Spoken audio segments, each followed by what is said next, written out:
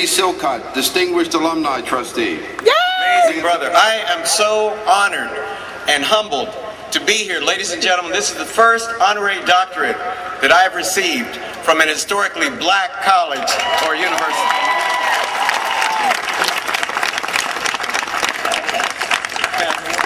And I am honored that it is from Howard, truly the world's greatest black university.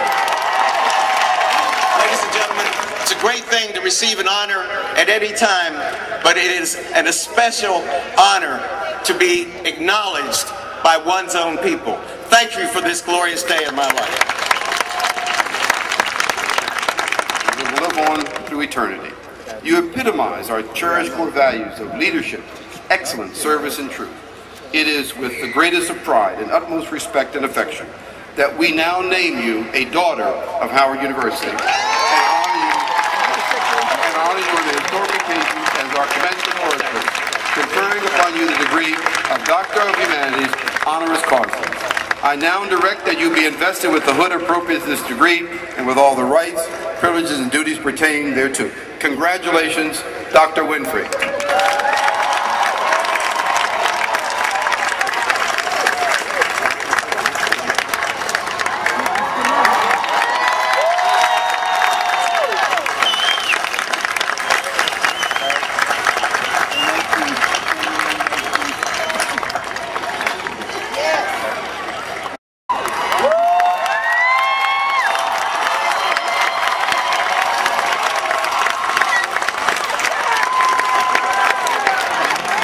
Standing up, Oprah.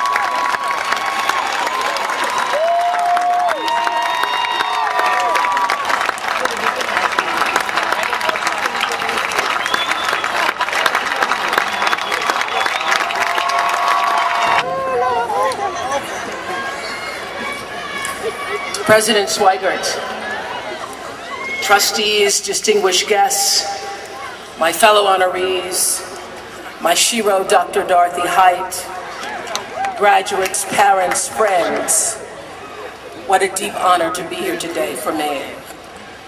I think Dr. Gates said it best.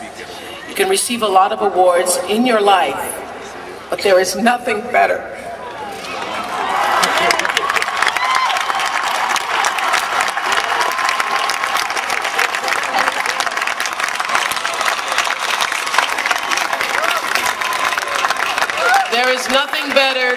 than to be honored by your own.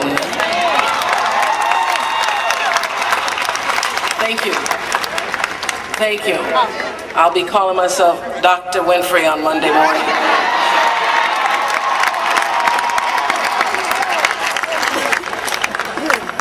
Well, let me just say that everybody I know who's ever graduated from here, and that's a lot of y'all, told me just wait till you get there. Just wait till you get there. They said to me, you're going to feel the love. And Howard, I am feeling you today. I'm feeling you today. I thank you for the honor of being able to celebrate with you today. I'm here because my good friend and former executive producer of the Oprah Winfrey Show, Diane Hudson, and new member of the Howard Board of Trustees, said to me, you've got to come to Howard. Howard is the bomb. Diane Hudson said, it is our pride. It is a mighty force. You just have to experience it, girl. And she told me this. She said, once you come, it's going to feel like family reunion. And you're going to want to come again and again. Thank you, Diane, because it's your passion and your commitment to excellence and creating continued excellence for this great institution that made me stop whatever I was planning on doing and get to Howard. And I'm really so glad I did, because I get to see you all. I get to witness and welcome you all to the beginning of your new and fantastic life ahead, if you choose it to be so. And I know that it is there for the choosing, because there is nobody more nurtured and prepared to lead us into an exemplary future than the Howard University graduating class of 2007.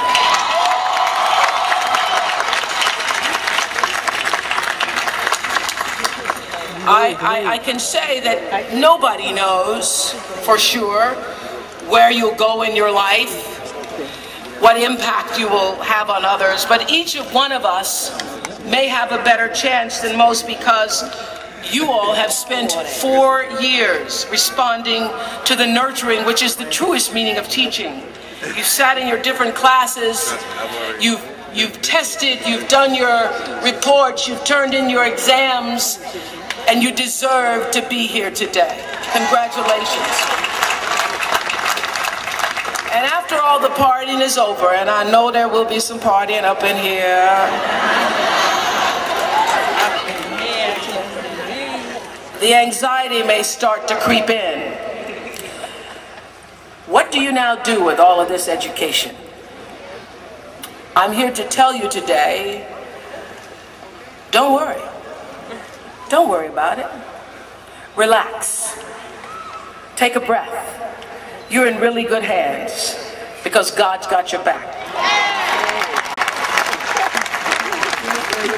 All you need to do is know who you are. And I know you know who you are.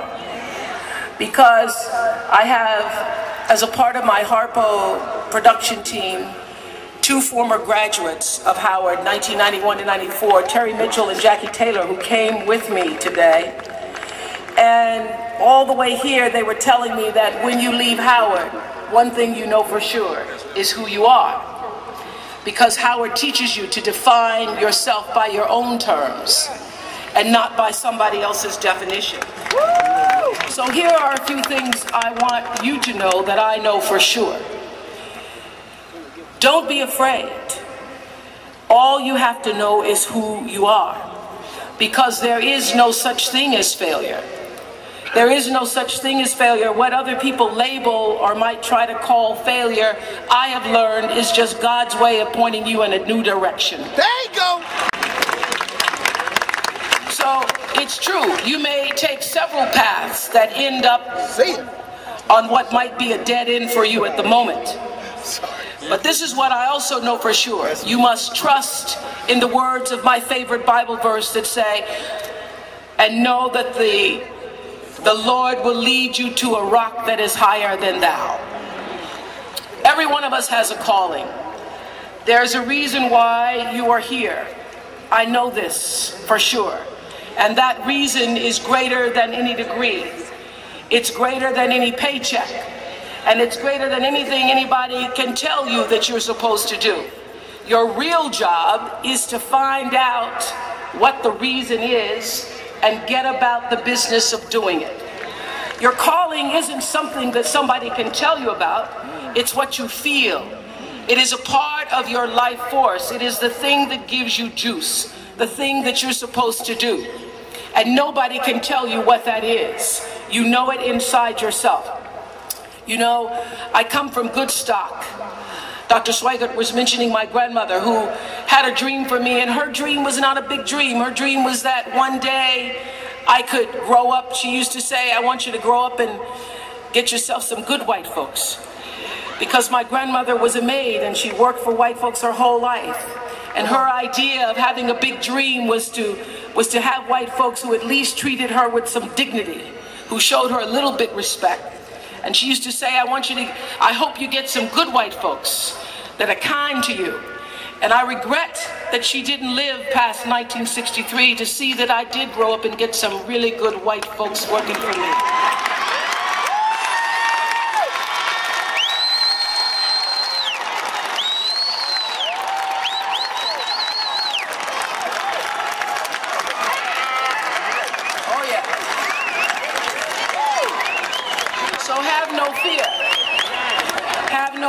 God's got your back. And sometimes you find out what you're supposed to be doing by doing the things you're not supposed to do. So don't expect the perfect job that defines your life's work to come along next week. If that happens, take the blessing and run with it. But if not, be grateful to be on the path where you eventually want to live. Abide in the space of gratitude. Because this is what I know for sure, that only through being grateful for how far you've come in your path can you leave room for more blessings to flow.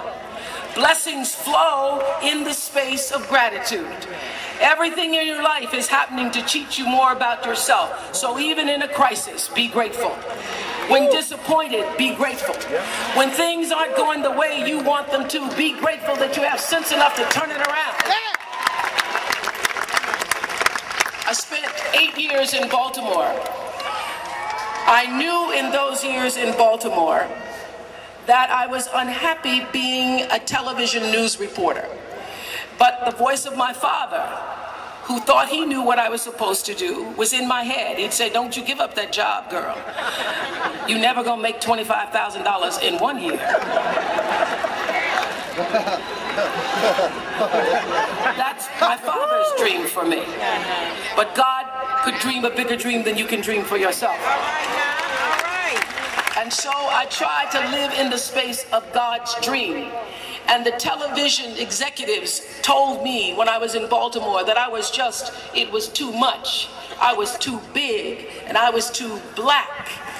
They told me that I was too engaged, that I was too emotional, I was too much for the news. And so they put me on a talk show one day just to run out my contract. And that was the beginning of my story. So I said, even when things are difficult, be grateful. Honor your calling. Don't worry about how successful you will be. Don't worry about it. Focus on how significant you can be in service, and the success will take care of itself. And always take a stand for yourself, your values. You're defined by what you stand for. Your integrity is not for sale. Yes, yes. From the very beginning of my career in Baltimore, and I walked in the room, and all the men in the room said to me, you need to change your name because nobody's going to remember your name. You need to change your name. And I said, what do you want me to change? They said, well, we think Susie is a good name. Susie is a friendly name. Susie is a name that people will remember. People can relate to Susie. I said, I think I'm going to keep my name. If people remember it or not, it is my name. You have to be willing to stand up for what you believe in. If I could count the number of times I have been asked to compromise and sell out myself for one reason or another, I would be a billionaire 10 times over. My integrity is not for sale, and neither is yours. I said you told me to pray, and I done that too. I done what she told me to do.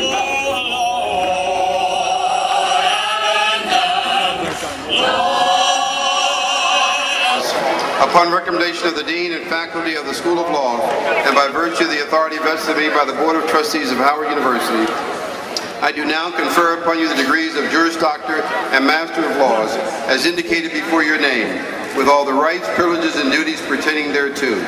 I now direct that you be invested with the hood appropriate to this degree. Congratulations, colleagues.